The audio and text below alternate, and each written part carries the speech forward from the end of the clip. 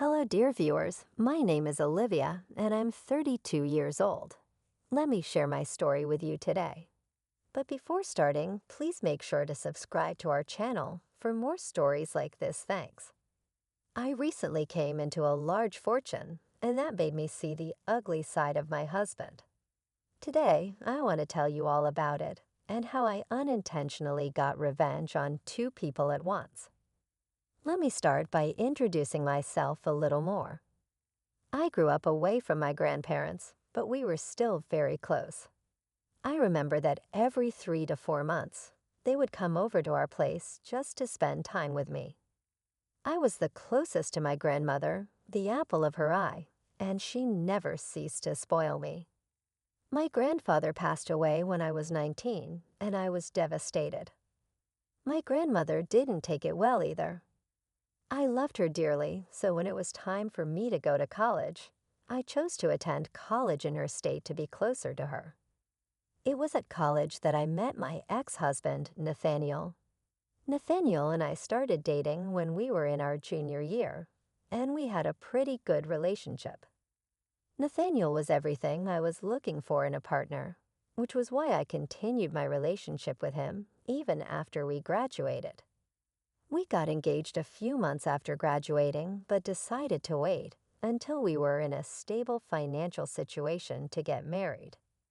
In the meantime, since I lived in a better apartment, Nathaniel moved in with me.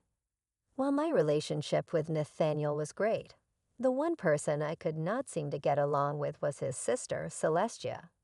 Celestia didn't live in the same state as us because she moved with her husband when he got a better job. However, she still doted on Nathaniel a lot, to the point where she was often obsessive about him. She hated me the second she met me, thinking I was stealing her baby brother from her. Celestia had always been rude and unaccommodating. The only reason I let her get away with anything when she visited us was because she would bring over her daughter, Aurora. Aurora and I got along well. Celestia was glad to have some time to herself, but that did not stop her from being mean to me. Nathaniel never stood up for me because he loved his sister too much to hurt her. I didn't want to cause any rifts between them, so I just shut up and dealt with it. About 5 years after we got engaged, Nathaniel and I were doing well enough to decide to get married. It was an amazing day, and everything was going great until 4 years after we got married. Two major things happened. The first was that my grandmother passed away, and I inherited about $1 million in money and assets combined. None of that mattered to me because my grandmother was gone. The second thing that happened was Celestia and her family moved back into town. Suddenly, Nathaniel was no longer at home. He was almost always over at Celestia's. And when he was at home, Celestia was here again. The only thing keeping me sane was the fact that I got to spend time with Aurora. I was still grieving the loss of my grandmother, and Nathaniel was barely there. I tried to talk to him about it, but he didn't seem to care until one day he came back home directly after work and was alone, a pretty rare occasion. "Hey, sweetie, how was your day?" "It was pretty good. What about you?" "Oh, same old. I went to meet Celestia, and we got to talking." "You seem to be visiting Celestia a lot." "You know we're close. I miss her, and I guess I just feel better when I'm around her." "Anyway, do you not want to know what we talked about?" "Yeah, sure, tell me." "Well, I was telling her that we were planning on buying a house. I'm going to cut you off right there. I never agreed to that. Just listen to me. Celestia asked me how I had the funds for it, and I told her all about your inheritance. She suggested that it would be a great investment for us to make. And why is that? I mean, you have more than enough money to almost fully purchase a house. I think that we should invest in it. We'll be well settled for the rest of our lives. But I want to invest my money in some better place. What's better than securing a house for ourselves? I can think of several better things that can at least be put to use for our future. I don't want to spend all my money on one thing. It's like you're trying to tell me that your money is yours and not mine to begin with. Well, it kind of is. I get to decide what I want to do with it, and you have no say in it. Look, you either invest your money in something for the both of us, or I'm leaving. Where would you leave? You're begging me to buy a house with my money for your future. If you choose to leave, that's going to be your loss. Oh, so you're okay with me leaving you all because you want to keep your money to yourself. Don't try and act as if that was what I was saying, Nathaniel. You're the one threatening to leave me if I don't spend on you. You're the one who brought it up. Yes, because I thought you loved me and you wanted to spend your future with me. Forgive me for looking out for us. You're really bad at whatever you're trying to do here. I'm keeping my money, and I get to decide where and how I spend it. Fine, but could you at least think about spending it on a house for us? Sure.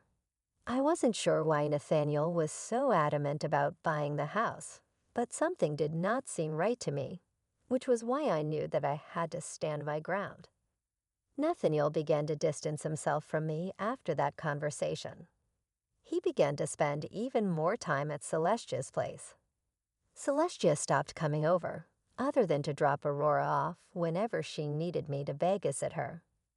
I tried to talk to Nathaniel on multiple occasions and asked him what was wrong, but he always brushed me off and told me there was nothing wrong. Eventually, I gave up and figured that I'd just wait until he was ready to talk. However, things took a turn when one day Celestia dropped Aurora off at my place for me to babysit her. Hey Aurora, how's my favorite niece doing? I'm your only niece, still my favorite though. I hope I'll always be your favorite. Of course you will be. Anyways, what do you want to do today? I was thinking we could go get our nails done and then get some ice cream. Yay, can I paint my nails pink? Of course you can, and can I get strawberry ice cream? Why can't you? We'll get you everything you want. I only have one niece, and if I don't spoil her, would I be her aunt?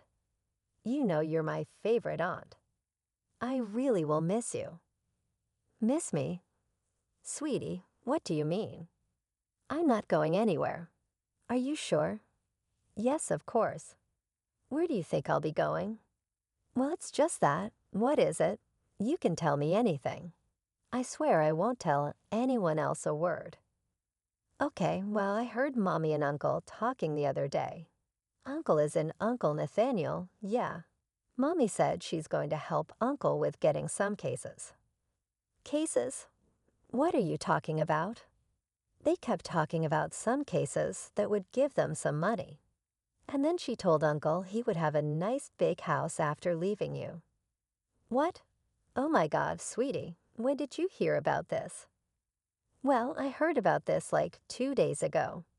Are you sure you heard correctly? Yes, I'm sure that I heard correctly. As soon as Mommy saw that I was listening to them, she yelled at me to go to my room. She also told me not to tell you anything about her talk with Uncle, but I only told you because you're my favorite aunt. Thank you so much, sweetie. Now, enough of this. Let's go out and have a fun day. I tried my best to go about the rest of the day as if I didn't hear what Aurora told me. I could tell that she felt bad for telling me, but I let her know that she did nothing wrong. I spoiled her in the same way that I always did, and when it came time to go back home, I made her promise me that she wouldn't tell her mom or Nathaniel what she told me. Aurora promised not to say a word and hugged me goodbye after Celestia picked her up from my place. I felt panic rising in my chest. I knew something was wrong with Nathaniel, but for him to try and trick me into spending my money on him was a new low. It was something I would have never expected from him. So I did the only thing I could think of and called Nathaniel's father, Octavius, who was a lawyer now. I didn't know why I called him, considering he could have been in on Nathaniel and Celestia's plan. but I had a feeling in my gut that he was a good man. Besides, he never failed to treat me like a princess when I was over at his place, and always put Celestia in her place whenever she tried to bully me. Octavius picked up the call in the same manner he always did. "Hello, darling. To what do I owe this phone call?" "Hi, Octavius. How are you?" "Oh, I'm doing quite well. What about you?" I don't know. I called because I need your help." "My help? What could I help you with? Isn't Nathaniel around?" "He is, but he kind of is the problem."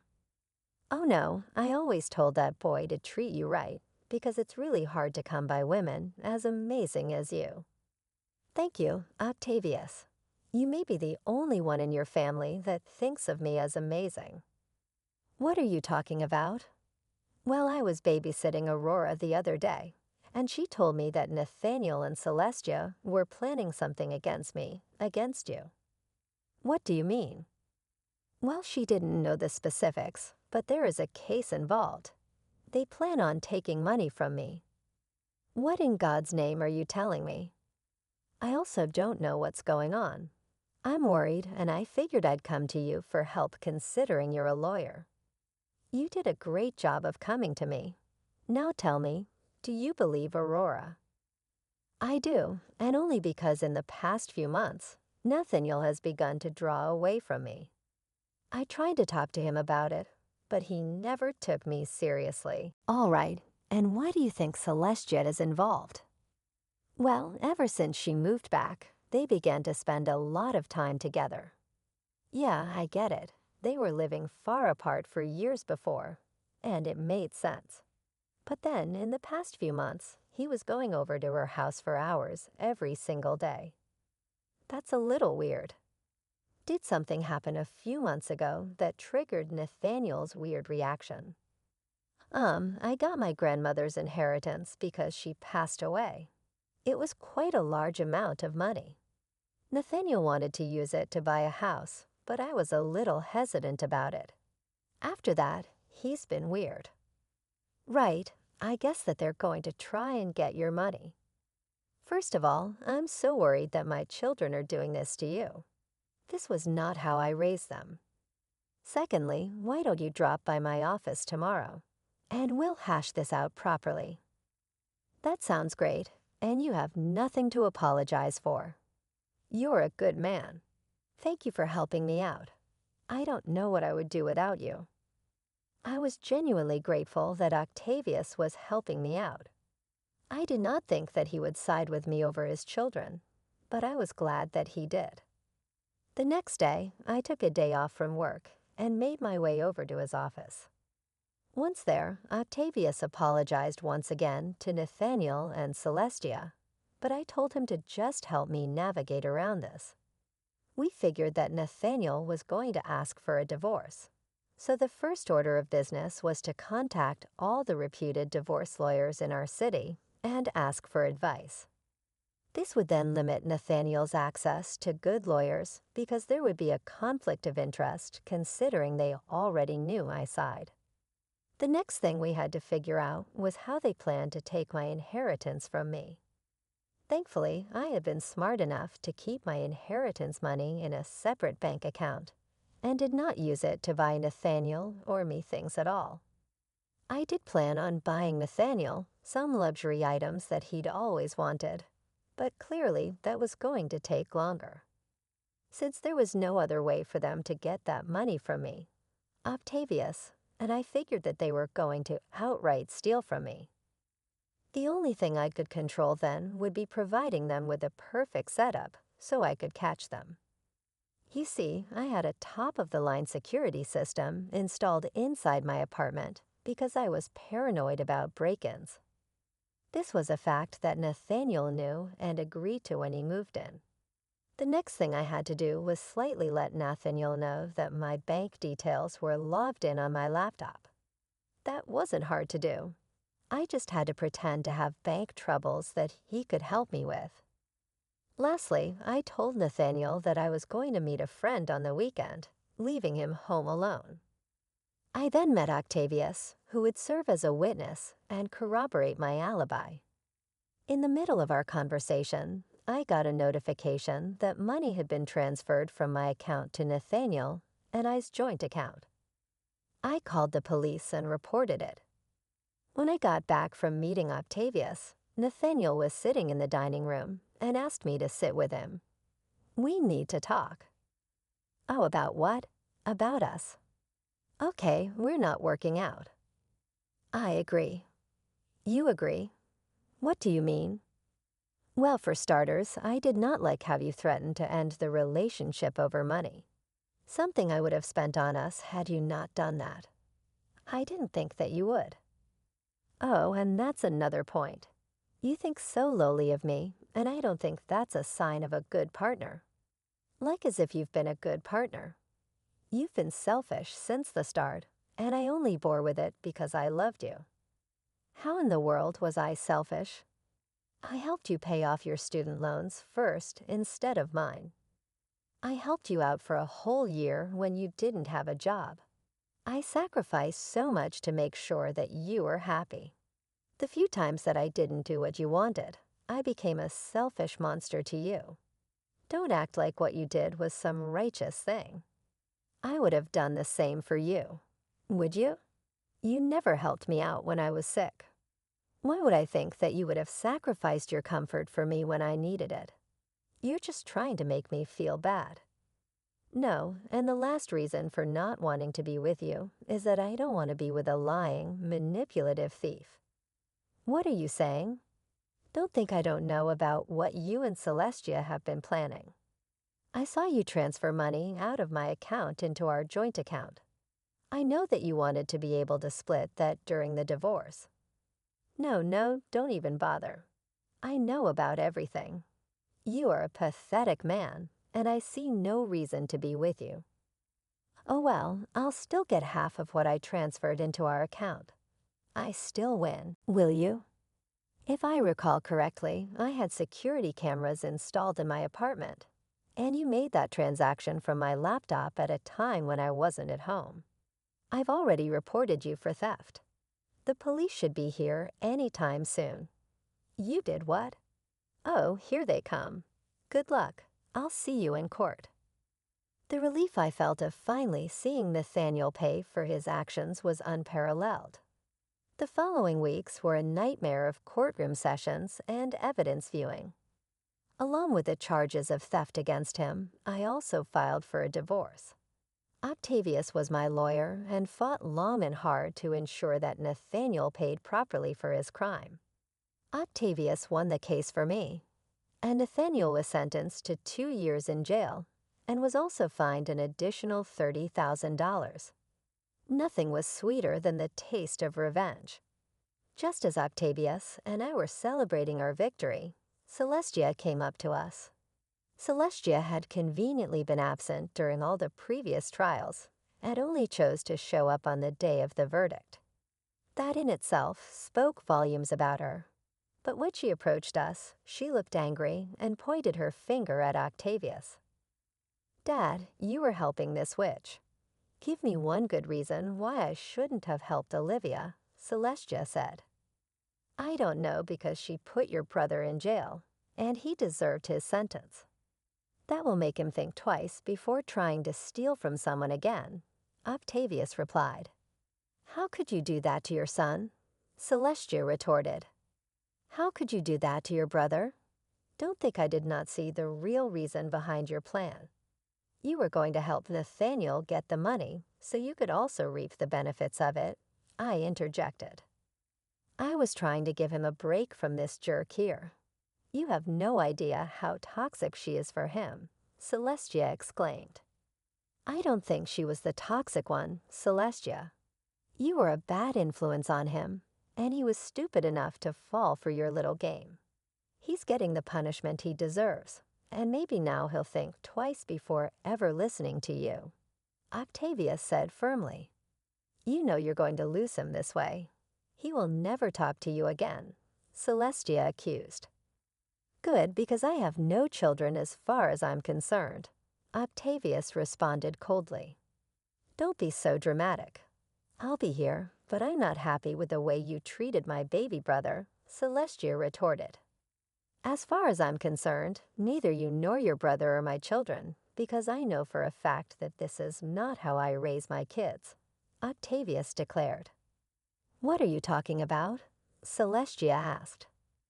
What I'm saying is that I'm done with both of you, and I want nothing to do with either of you, Octavius asserted. You can't do that, Celestia protested. I actually can, and I'm going to do just that. This is all Olivia's fault. If she just thought of someone other than herself for a second, this would not have been happening, Octavius stated firmly. No, you should not have been so greedy. I was going to spoil Nathaniel with all the things he wanted, but you had to interfere. You took away everything from him, Celestia accused. And I hope you sit and think long and hard about what you did to your brother. Goodbye, Octavia said, grabbing my hand as we left. We couldn't help but let out a chuckle at what had happened. I was happy that Nathaniel got what he deserved, and that I was going to be free of his manipulative ways. I was also happy to see Octavius take my side. I did feel bad that it was because of me that he had lost both of his children, but he assured me that it was their own decisions that led to that. I took him out for coffee afterward, and we've maintained a good friendship ever since. Celestia harassed me a bunch over text, and Octavius took it upon himself to tell Celestia and her husband to leave me alone. Now this is where I unintentionally got revenge on Celestia as well. You see, Celestia's husband had no idea about Celestia's involvement in what happened between Nathaniel and me. So I called Octavius and asked him what happened, and was shocked to learn about what Celestia had done. Their marriage had been in the dumps for a while because of Celestia's nagging that he never brought home enough money while simultaneously refusing to work. He did not like that she would go to such lengths and ask for a divorce. Of course, he also asked for full custody of Aurora and managed to get almost full custody. Celestia got custody for every other weekend. Not to mention, she didn't get much through that divorce either, considering that he had her sign an ironclad prenup before marriage. Celestia only received a small amount of alimony for a set period, and she was kicked out of their house once again. She blamed it all on me, and if I'm being completely honest, I was a little happy to see the way she got what she deserved. She tried to meddle in someone else's life, and she paid the ultimate price for it. Not to mention, I got to see Aurora still because she loved me, and Celestia's ex-husband could not say no to Aurora. He was apologetic for what Celestia did, but I reminded him that he had no idea, so he had nothing to apologize for. And before you ask, yes, I am spoiling Aurora senseless. As for me, my life is only getting better. I got a promotion at work and also decided to hire an accountant to help manage all my finances. I have invested my money in a few places, and it's only a matter of time before I get my return on those. Getting to where I am today took a lot of struggle, but let me tell you, the view from where I'm at is one that I love. I have a better understanding of people, and I'm going to be a lot more cautious. In conclusion, life has a way of unfolding unexpected chapters. And while my journey with Nathaniel was filled with challenges, betrayal, and lessons, it ultimately led to a victory for justice. Standing strong against manipulation and deceit, I found the courage to seek truth and hold those accountable for their actions. With the support of a true friend like Octavius, justice prevailed, and I emerged stronger, wiser, and liberated from a toxic relationship. As I move forward, my life is on an upward trajectory. Aurora continues to bring joy, and my professional endeavors are thriving. Embracing a newfound understanding of people, I approach the future with caution and resilience. I want to express my deepest gratitude to all who followed this compelling journey. Your support has been invaluable, and I appreciate the encouragement and empathy shared throughout this narrative. If you enjoyed this story, don't forget to subscribe for more engaging tales, reflections, and insights. This was all about the story. Finally, let me know how was this story. Thank you for being a part of this journey. Your continued support means the world. Make sure to subscribe for more.